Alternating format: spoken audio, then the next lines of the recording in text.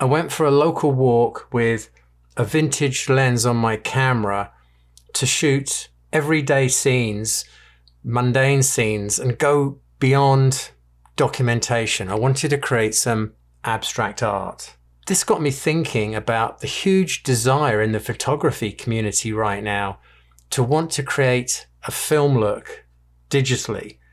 And this is something I do myself. I totally get it. Film has beautiful qualities that you want to emulate. Imperfections, textures, emotions. There's an organic, natural quality to film that digital photography doesn't give you. So very often, a lot of photographers spend good money on trying to emulate that film feel. Manufacturers are adding film simulations to their cameras. Influencer types are creating color presets that you can buy that emulate Kodak and Fuji film stocks of the past. We can even buy filters now that promise a film look. The truth is, with film emulation, it's not really representing reality. Many digital photos that are trying to emulate an analog film look just are missing something. They don't feel quite right. They don't feel authentic. Some of them look downright fake. But why is that? Well, modern photography is obsessed with perfection, technical perfection, the sharpest possible lenses, the clearest, clinically perfect images. I believe there's a big problem here, and nobody seems to be talking about it. As we pursue this perfection, it's sort of ironic that that classic film aesthetic that we so desire is harder and harder to recreate. The thing is, those old film photos weren't made with perfect, clinically sharp lenses. They were made with lenses that had faults, imperfections. And that's where an old film photo's character very often comes from. Vintage lenses are soft, have low contrast. They have halation, chromatic aberration, lens flare, all of the things that modern lens manufacturers are trying to eliminate. So the film look was never just about the film stock. So forgive me if I find it incredibly amusing that people are obsessed with buying the latest AI-driven cameras and clinically sharp lenses, and then go and spend another load of money to try and undo that. Yeah, to try and undo that perfection that they've just invested in. It's hilarious that we're buying plugins to give us grain and halation and softness and color shifting to create that film look that the old lenses gave us in the first place. So there's an obvious answer, isn't there? Buy old lenses. Older lenses like this little Russian 50mm f.2, which was built in the 1970s from a Zeiss design, which stems back to the 1930s, is cheap compared to a 50mm f2 latest offering from somebody like Nikon or Canon. I think this was about $50. And it's imperfect. Beautifully imperfect. So I use this on my modern digital cameras and get great results. And I don't buy color presets and plugins because with an imperfect lens, half the job's done very often. And it's so easy just to adjust a few colors in post without buying anything. And I'll show you that a little bit later on. So when I go for a walkabout, I tend to photograph anything that interests me. I get enjoyment out of shooting just for the sake of it. Don't know why, that's just me. So that's what I'm going to be doing in this video when we head out in a moment. And I'm going to rate the photos so you can see what images I consider just being silly off-the-cuff type snaps and what images I consider to be half decent, because I think there's something to learn from that. Let's get going. My plan today is just to look for simple compositions, abstract shapes in things that you would normally just overlook, boring, mundane things that you don't even notice when you go about your daily life. And I'm actually working hard to look for those things purely as a compositional exercise, to find a really nice abstract shape, series of shapes that are perfectly balanced. And as I'm talking, I've already seen something. This is what I mean. So we've got this yellow bench behind this fence, and I can actually get a really simple composition. It's all about shape and color. Yeah, I like that. Well, I've only been out a few minutes. That was a good start. This is because I'm using this vintage lens. It's about imperfection. So I'm going to put a very, very subtle, or maybe not so subtle, color grade onto these photos today to give it that oh so popular vintage film vibe. And I'm going to show you very quickly, not really going to be a tutorial, but I'll just show you, well, there's nothing to really show you much, it's just I'll show you what sliders I moved to create that sort of color shift that I've been using for the past few years personally, and I really like. Really the lens, this imperfect lens, is doing all the work to create that look. One of my favorite abstract photos that I've taken locally over the past couple of years is just here. I'll put the picture up and show you. I've posted it on social media. Nobody really likes it. It just gets overlooked, but I love it. And I'm going to shoot it with this old lens and go for that film vibe. So you've got the shot that I took 2 years ago now with a modern lens, nice and crisp and clean. And here it is again with this vintage imperfect lens, and we can compare the difference.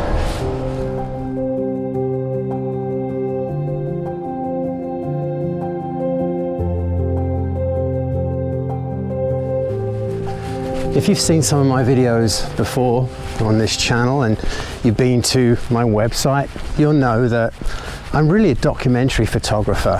I just like documenting things when I travel or locally. I'm interested in culture and history. I like to document people as well as things. What I'm doing today is something different, and I'm going to be doing more of this year. Is I'm actually creating art. I'm not looking to document anything so much. I'm looking for abstract art, something that could be blown up into a print, put on a wall maybe. When I was at art college, one of the things that we did was study art history. That was a big part of the curriculum. And the art movement that had the biggest impact on me and has inspired my work, continues to do so to this day, is the Bauhaus movement.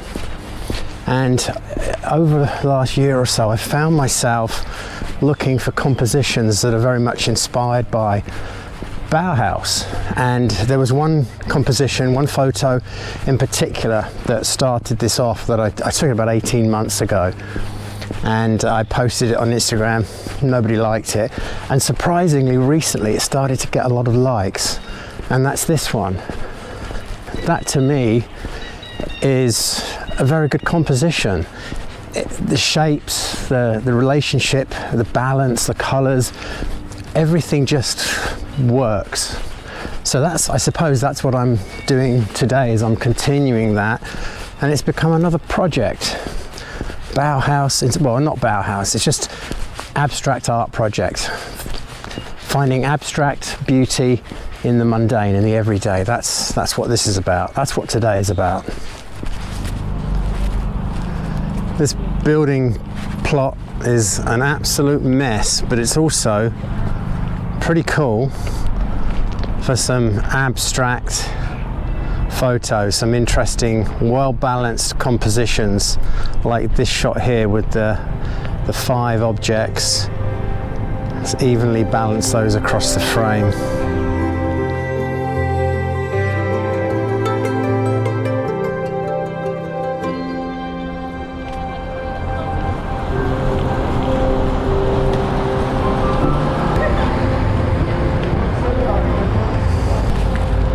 Looks like there's a photo shoot going on. There's one person directing and taking the photos, which you would expect. There's about 7 people just standing around doing nothing. Wonder how much that shoot's costing.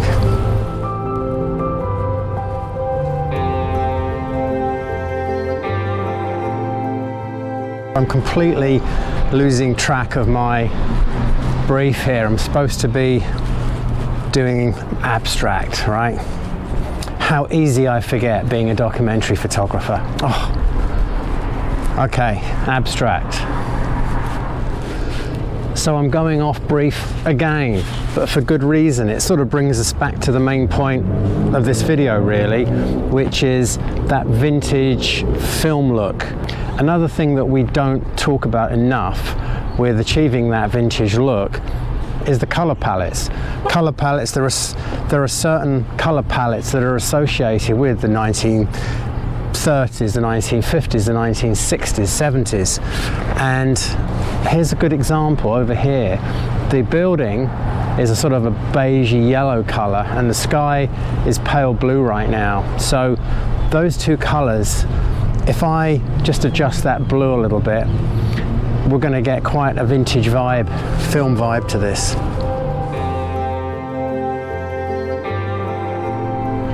There's something about beigey yellow colours and blues that is very vintage to me. It's just a personal thing. I like those two colours, complementary colours. That's why I like it. I'm a big fan of complementary colours, and those two colours, perfect. Anyway, back to the brief. I've just found a detail of the wall at the back of this building, which is going to be quite an interesting abstract. Very interesting.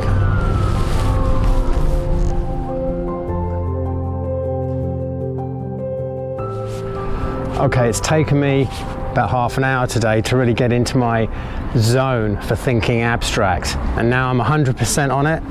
I found this shot. I think this is a fantastic shot. Something you would just walk past and wouldn't give it a second glance. It's just a corner of a building with, well, graffiti that's been blocked out, but those black shapes work really well.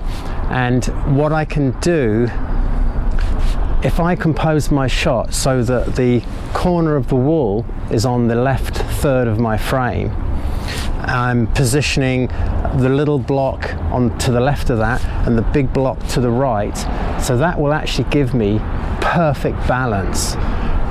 I'm gonna say right now, before I even see this on screen, that this is a perfect composition for what I want to achieve with an abstract shot, being influenced by Bauhaus too.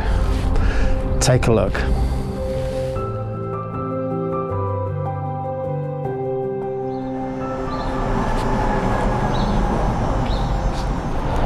Color palettes definitely play a really important role. The color palettes in that restaurant now, just shot through the glass, just a quick snap, but the honey browns, deep brown and orange, very 1970s. So we can give that a slight tweak, the color balance a slight tweak. We've got a 1970s image. I'm just looking in some of these windows because I do want to do some close-ups wide open to show the characteristics of this lens. I know I've gone completely off track on the abstract project again, but it's right, I'll bounce back in a minute, bear with me.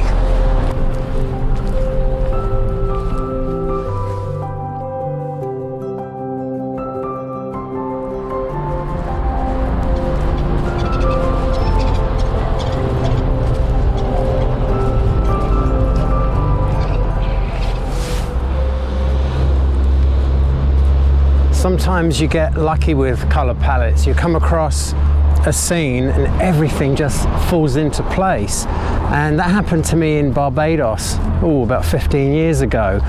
I was at a beach or harbour area where they were fishing, and came across a boat that was unloading on the dock, and everything was perfect. My favourite colour combination is pastel orange and a sort of a pastel-y turquoise colour. Beautiful complementary colours, and everything in the photo was those two colours. I was actually shooting on an old Nikon 35-70 lens from the late 80s, which is far from perfect. It's got chromatic aberration, it's got soft edges. By today's standards, it's a terrible lens, but the scene was doing most of the work. The lens did the rest to create that vintage vibe, and I really didn't have to do any kind of color editing at all. It's just perfect. So all done in camera, not digitally, not forced. Okay, so again, we've got something that we can close in on, create a very simple photo that is relying on shapes and contrasting color again. Okay, so that wasn't so great. The idea was good. Really, I should have moved some of those chairs over a little bit, spaced them out better, but well, that was back of somebody's business. Can't be doing that. Plus, it would be cheating, wouldn't it? Would it be cheating? No, it wouldn't be cheating.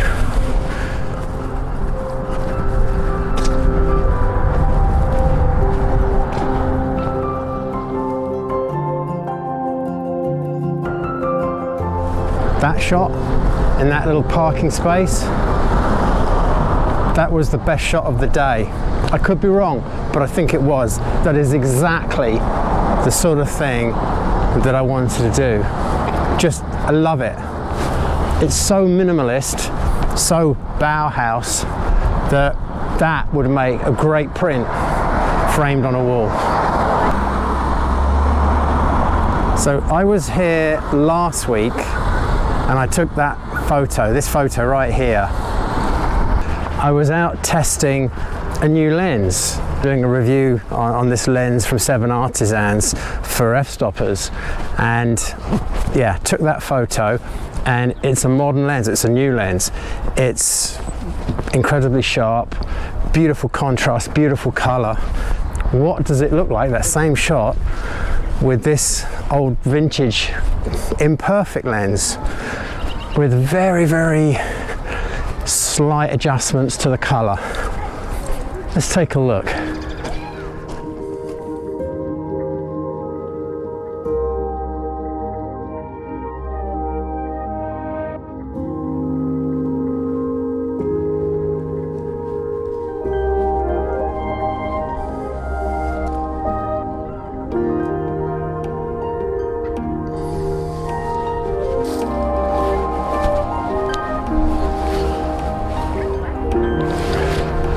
Now that photo, shooting further back and getting the whole thing in, showing some context, that's a documentary photo. By closing in and just shooting a section, going for that abstract composition, that becomes an art photo. Goes from documentary to art. In my mind, you may disagree, it doesn't matter if you do. I'm neither right nor wrong, that's just my opinion. That's how I look at it.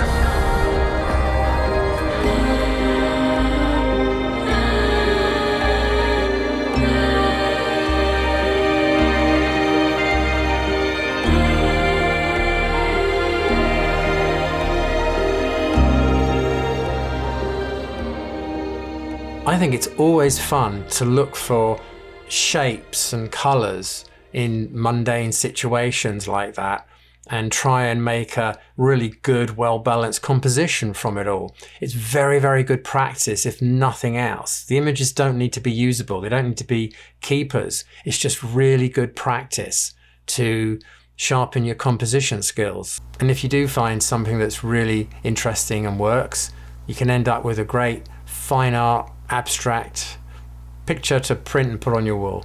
So as you can see from the photos that I showed you, I did adjust the colors a little bit, got a bit of a film vibe, a vintage vibe going on, but I didn't do a lot actually. You don't need to do a lot.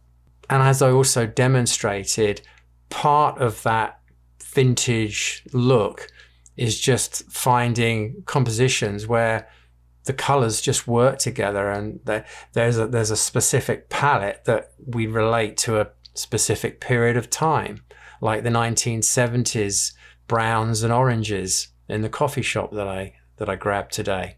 So an imperfect vintage lens and looking for the right color palettes, they're the two main ingredients for that film look, in my opinion. And if we add a little bit of adjustment in post, that's the icing on the cake. For all the images you've seen, all I did was move my shadow slider into the red, my mid-tone slider into blue-green, and my highlight slider into yellow to give the highlights some warmth. I also pulled down my shadows and pulled up my highlights in the curve tool to create less contrast, which is a characteristic of a lot of color negative films.